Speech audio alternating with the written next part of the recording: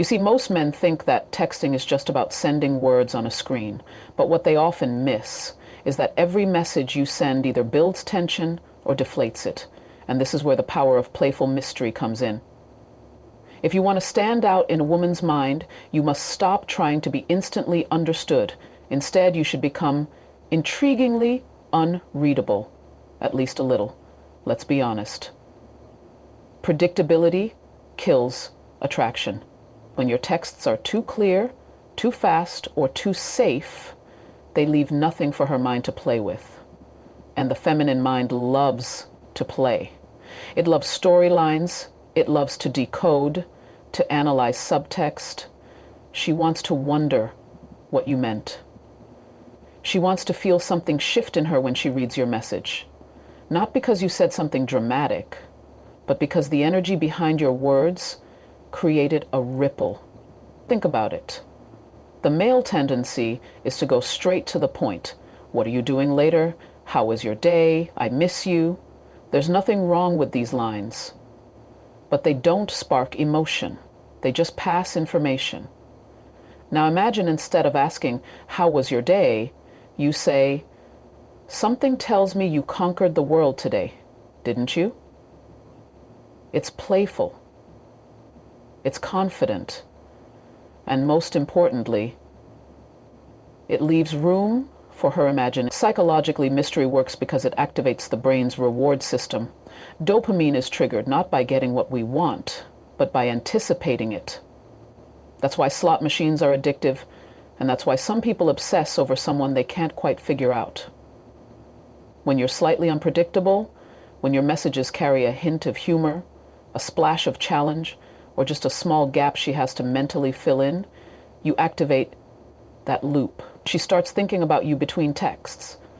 That's where the real connection is built.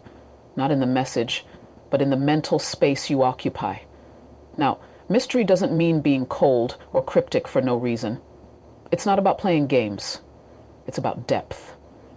It's about offering a version of yourself that invites curiosity instead of laying everything bare. You don't need to explain every detail. You don't need to respond the second she messages you. What you need is to trust that giving less upfront creates more desire down the line. Philosophically, humans are drawn to the unknown because it represents possibility. And attraction, in its purest form, is the hunger for possibility.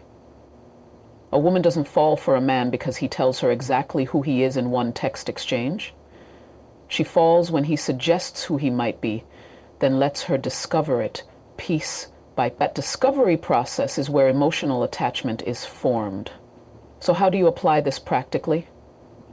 First, edit your texts before you send them. Ask, is this predictable? Or does it make her smile and wonder just a little? Use metaphors, use playful exaggeration, use callbacks to past conversations, and when appropriate, tease her in a way that shows you're not trying to impress her, but simply enjoying the interaction. Remember, it's not about manipulation, it's about mastery. You're learning how to communicate in a way that resonates with how women are wired emotionally and psychologically. When you become the man whose messages feel like little mental adventures, you become unforgettable. Because in the end, it's not mystery for mystery's sake. It's about evoking emotion. And emotion, not logic, is what women respond to most. Leave her wondering. Let her smile at her phone, reread your message, and think to herself, what did he mean by that? That's when you know you're no longer just texting. You're creating tension, and tension is the spark that leads to everything else. Here's something that most men don't realize until it's too late. Women don't respond to facts. They respond to feelings. You can send the most articulate, well-structured message in the world, but if it doesn't make her feel something, it won't stick. Emotional energy is the real currency of texting. It's not about the words you use, it's about the emotional tone behind them. Men tend to approach texting like solving a problem. Let me be clear, let me be direct, let me explain. But women, especially in romantic contexts, aren't looking for a problem solver. They're looking for resonance. They want to feel like you get them, even when they don't make perfect sense. Emotional attunement matters more than linguistic precision. It's not about accuracy, it's about vibe. So what does this mean in practice? It means that if she's telling you about a tough day, she doesn't want a list of solutions. She wants to feel seen. She wants to feel safe expressing her emotion. And that starts with how you receive her text, not how you fix her world. If she says, "Oh, my boss was on my case all day," don't say, "You should stand up for yourself." That's logical. That's masculine, but it's not emotionally connecting. Instead say, "That sucks. I swear your boss wakes up thinking, how do I ruin her vibe today?" It's empathetic. It's playful. And it validates her feeling, not just her words. This is key. Women bond through shared emotion. And if your texts are emotionally flat, you might feel like you're communicating, but she'll feel like something's missing. You could be texting every day and still feel distant. That's the danger of mistaking activity for intimacy. Emotionally rich texting doesn't mean being dramatic or sappy. It means being present in the conversation. Mirror her energy. If she's excited, match her excitement.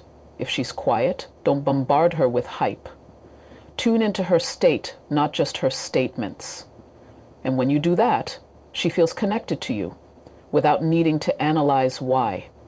Now, this goes deeper than just technique. Philosophically, emotion is what gives meaning to experience. We remember things not because they happened, but because of how they felt. The same is true in romantic communication. If your texts are emotionally charged, even subtly, she'll remember them long after the words fade. She won't recall the exact message, but she'll remember how she felt when she read it. The beauty of emotional connection is that it doesn't require effort. It requires presence. It requires you to stop texting from your head and start engaging from your gut. You don't need to be a poet or a psychologist. You just need to care enough to tune in, to listen with more than just your eyes, to speak with more than just your thumbs. So yes, timing matters. Yes, being mysterious helps. But without emotional energy, none of it lands. Because emotion is the soul of communication. And soul is what she's really looking for. Never forget, when a woman says, "I just like talking to him," what she really means is, "I feel good when I talk to him." That feeling, that's your power. Lead with that, and she'll never forget how you made her feel. Let's talk about something that's often overlooked in texting: timing.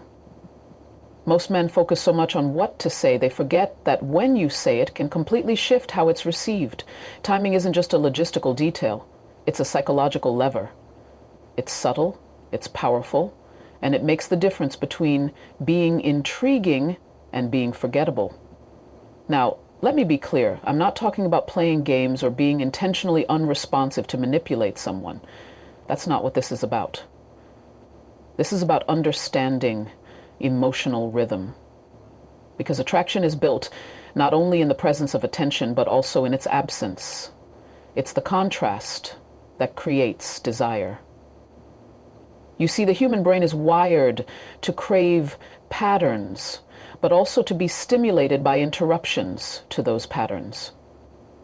When you're too available, too immediate with your replies, you become, and once a woman can fully predict you, she may stop wondering about you. And when she stops wondering, the emotional pull starts to weaken. You become a routine, not a mystery. There's a principle in psychology called intermittent reinforcement. It's the same thing that keeps people glued to slot machines or addicted to social media. When responses, likes, wins, replies come at irregular intervals, they feel more rewarding. Not because they're better, but because they're less predictable. This isn't just theory, it's behavioral science. If every time she messages you, she gets an instant reply, she stops appreciating it. But if sometimes there's a pause, a delay, or a shift in rhythm, it actually heightens her emotional engagement. Now here's the key. Those pauses only work if the quality of your interaction is already strong. If you're boring or emotionally flat, a delay won't build tension, it will just feel like disinterest. But if your texts already create emotion, if you've already laid the groundwork with playfulness, depth, and vibe, then timing becomes the amplifier. The silence between your messages starts to feel charged, not empty. Philosophically, space is what allows meaning to emerge. Think of music. It's not just the notes that create the feeling, it's the space between the notes. In relationships, that space is just as critical. A bit of distance, a bit of unpredictability allows feelings to rise to the surface. It gives the other person room to miss you, to think about you, to desire the next interaction. Constant communication can become emotional noise, but well-placed silence, that's what creates signal. This also ties into masculine energy. Masculine presence is not needy. It doesn't chase, it leads. And leading sometimes means being still, being quiet, allowing space to speak louder than words. Women can sense when a man is texting out of anxiety or fear of losing attention, and they pull away. But when your timing shows calm confidence, when it says, I enjoy our connection, but I'm not afraid to pause, she feels the security in that. She doesn't interpret the silence as disinterest. She feels it as strength. And of course, this all must be balanced. Don't fall into the trap of over-calculating your replies like it's chess. The goal isn't manipulation, it's awareness. You're not trying to trick her. You're showing that you're a man in control of his own rhythm, that you're not a slave to urgency, that your attention is intentional, not reactive. So if you want to be the man she thinks about when she puts her phone down, remember this. Sometimes it's not your words that draw her in, it's your silence. Let's bring this all together with the one trait that underpins every texting secret we've talked about so far: confidence. Without it, mystery feels like avoidance. Emotional connection feels like overcompensation. Timing feels like, but with confidence, everything you say or don't say has weight, has presence, has power. Now, most men confuse confidence with bravado.